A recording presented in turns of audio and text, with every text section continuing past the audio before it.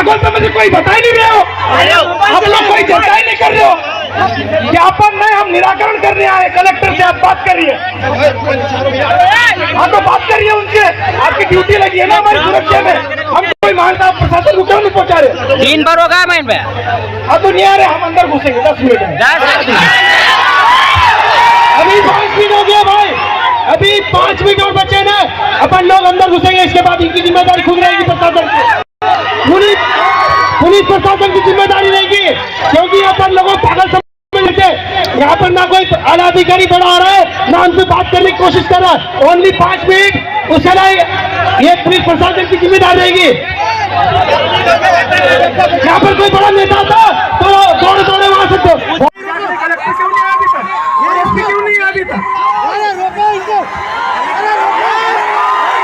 इतिहास है हमारे टंट्या मामा भील का, जिन्होंने 35 साल सतत हथियार बंद लड़ाई लड़ी है और किसी में औकात नहीं थी उनके हथियार छीनने की। आप लोगों ने नीतीश अलावा पे जो आरोप लगाए, प्रत्यारोप लगाए, वो बेबुनियाद थे। और यहाँ का जो एसडीएम है, यहाँ की जो कलेक्टर है, यहाँ का एसडीएम बताया जा रहा है वो आईएएस है, लेकिन मुझे अब उसके आईएएस होने में भी शंका हो रही है। जो आईएएस होता है वो सोच समझ के निर्णय लेता है, लेकिन आपके आईएएस होने पे हमको शंका इसलिए हो रही है कि आप तो वो नथ वाले बेल हो और राज तो कहीं और है। अरे इससे तो हम छुट्टे अच्छे लोग हैं, कहीं भी जाके बोल देते हैं।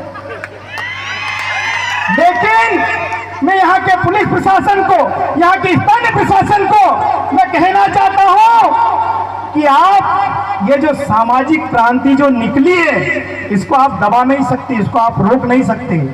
जितना आप दबाओगे उतना ये दुगुनी से बाहर निकल के आएगा साथियों।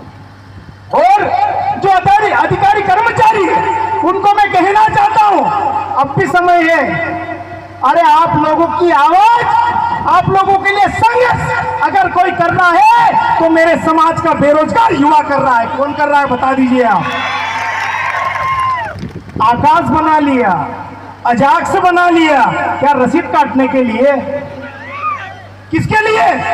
साथियों मेरे शब्द कड़वे हो सकते हैं, लेकिन मुझे सच्चाई बोलने से कोई नहीं रोक सकता। हमारे बड़े भाई पीछे पड़े, मैं माफी मांग लूंगा, 2 तमाचे मार लेंगे, खा लूंगा, घर के लोग हैं। लेकिन चंदा मांगना होता है, रसीद काटना होता है, तब उनको सरकारी अधिकारी कर्मचारियों की याद आती है। जब उनको निलंबित किया जाता है तब वो अपने घरों में घुस जाते हैं, जैस इंतजाम से डर जाते हैं। वो लिस्ट आई ना, इतने टीआई, इतने आरक्षक, इतने सहायक उप निरीक्षक, उससे वो डर गए। लेकिन हम लोग डरने वाले ने 10-12 एफआईआर लेके मैं भी घूमता हूँ। कब तक डरेंगे हम लोग?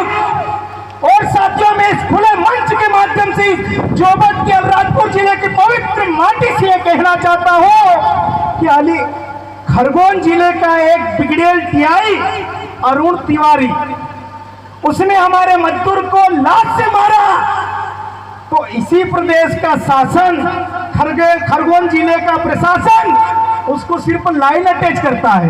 क्या करता है? उसको क्या करना चाहिए था? सस्पेंड करना चाहिए था, उस पर एट्रोसिटी एक्ट के तहत एफआईआर दर्ज करना चाहिए था। क्या किया? Line attach. हमारा एक भाई समाज की बात उठा रहा था, टंके की चोट अपने पीड़ित लोगों के साथ खड़ा हो रहा था, उसके साथ किया क्या? निलंबित। अरे हम लोग पागल लोग नहीं है, माताएं बहनें बेटी हैं, वरना मेरे शब्द तो बहुत अलग रहते हैं। साथियों अरुण तिवारी, कालू खोड़े और खरगोन के हमारे गौरव चौहान सारे लोग यहाँ पर उपस्थित हैं। मैं आज दुख इस बात का है कि जब अरुण तिवारी ने हमारे एक मजदूर के साथ लात घुसे से मारपीट की तो हमारे समाज के लोग फोन लगा रहे थे, अरे उससे गलती हो गई। तो मैंने बोला हमको भी लात घुसे मार लें तो हम भी माफी मांग लेंगे। लेकिन जब नीतीश भाई की बारी आई, मेरे पास एक भी ऐसे अधिकारी का फोन नहीं आया कि नीतीश अलावा के समर्थन में लोगों को ले जाना है। लेकिन आज मैं उनको कहना चाहता हूं, ये बेरोजगार युवा कोई मोटरसाइकिल से आया है, कोई बस से आया है, कोई किसी के साथ बैठकर आया है, ये अब झुकने वाला नहीं है। मिर्ची रोटी खाएंगे लेकिन समाज के साथ खड़े रहेंगे। खड़े रहोगे कि नहीं यार, बात में मजा नहीं आया। और अभी जैसा भी मंच निर्देशित करेगा, चूंकि मैं भावनाओं में बैठ के मेरे समय की सीमा को पार कर रहा हूं, जल्द ही माइक छोड़ दूंगा। अनिल बियाग से इजाजत ले ली है मैंने, थोड़ी देर और बोल लूंगा, घर के लोग हैं, कोई दिक्कत नहीं। लेकिन साथियों, जब जब समाज की बात आती है, चाहे वो नेमायू की घटना हो, चाहे वो मानपुर की घटना हो, चाहे वो पीतमपुर की घटना हो, चाहे वो बड़वानी की घटना हो, सबसे ज्यादा सबसे व्यवस्थित अगर लोग कोई खड़े रहते, मुझे गर्व होता उन बेरोजगार युवा मेरे भाइयों पे, जिनका रोजी रोटी का सवाल होता है लेकिन समाज के नाम घर से निकल कर आ जाते हैं। मुझे गर्व है। गुड यार, तुम भी नौकरी वाले नहीं हुए, वरना इस भीड़ में कौन शामिल होता। आप लोगों को सल्यूट है यार। और हम लोग मरेंगे ना, सम्मान का जीवन मरेंगे, हम लोग घुट घुट के नहीं मर रहे, इस बात का हमको फक्र है। हम मरेंगे, एक बार मरेंगे, हम बार बार नहीं मर रहे, इस बात का हमको गर्व होना चाहिए। साथियों, अगर यही बात तंटे मामा ने सोच लिया होता, बिरसा मुंडा ने सोच लिया होता, ख्वाजा नायक ने अगर सोच लिया होता, तो आज भी हम किसी अंग्रेजों के घर में लेटरिन साफ कर रहे होते। लेकिन हमारे समाज के जो महान क्रांतिकारी लोग थे, उन्होंने हमको स्वाभिमान से जिया, स्वाभिमान से जीना सिखाया। इसलिए आज पीला गमछा डालकर किराया नहीं होता, कोई परवाह नहीं, पेट्रोल नहीं होता, कोई परवाह नहीं, डीजल की व्यवस्था, कोई परवाह नहीं। कमल भाई बुंदेला सिंगाना वाले बेटे हैं, उनका सार्वजनिक पोस्ट डला है, उन्होंने लिखा है कि सिंगाना से अगर कोई सगाजन निकलने वाला हो तो मुझे बताना, मुझे भी सामाजिक ललक है, मुझे भी साथ में लेकर चलना। ये होती है सामाजिक ललक साथियों, इसको बोलते हैं सामाजिक ललक। और जिन लोगों ने सामाजिक आदिवासी के नाम से आरक्षण का रस चूसा, वो एसी चलाकर सो रहे हैं। सुनिए, यहाँ पर ऐसे लोग भी बैठे हैं। वो अरविंद भाई बोल रहे थे, जब वो बोल रहे थे, माँ प्रकृति ने भी उनका साथ दिया और पूरी छाव कर दी, और मैं भी बोल रहा हूँ थोड़ी सी छाव कर दी। और जब हम लोग आए, वो यहाँ का हितेश बोल रहा है कि नितेश विचित्र व्यक्ति है। अरे विचित्र तो होगा, तुम्हारी उषा ठाकुर बोल रही विचित्र लोग हैं।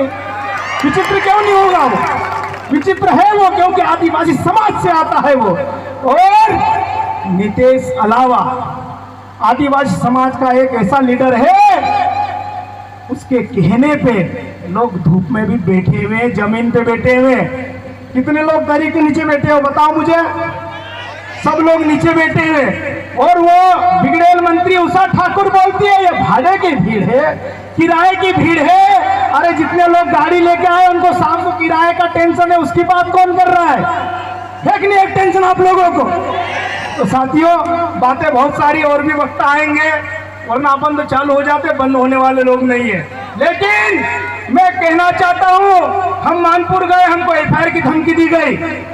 हम नेमावर गए, एफआईआर की धमकी दी गई। पीतमपुर गए, एफआईआर भी हुई। बड़वानी गए, एफआईआर की धमकी दी गई। मेरा एक सीधा और सही साथ डायलॉग फिक्स है, ना संघर्ष ना तकलीफ तो क्या मजा फिर जीने में, ना संघर्ष ना तकलीफ तो क्या मजा फिर जीने में। बड़े बड़े तूफान थम जाते हैं जब आग लग जाती है सीने में। साथियों, मैं सारे युवा साथियों को कहना चाहता हूं कि हमारे रगों में जो खून तोड़ने वाला है, वो लड़ने वाला खून होना चाहिए, डरने वाला खून नहीं होना चाहिए। और अगर आपके रगों में अगर डरने वाला खून है, तो आप भी एसी में जाकर सो जाइए, यहाँ पे आपकी आवश्यकता नहीं है। ना मेरी आवश्यकता है, ना आप लोगों की आवश्यकता है। क्योंकि समाज में वही व्यक्ति आता है जो धूप में निकलना जानता है, जो जमीन पे बैठना जानता है, जो मिर्ची रोटी खाना जानता है, वही लोग समाज में आता है। और जिनको गुलाब जामुन का शौक है, वो घर से नहीं निकल सकते।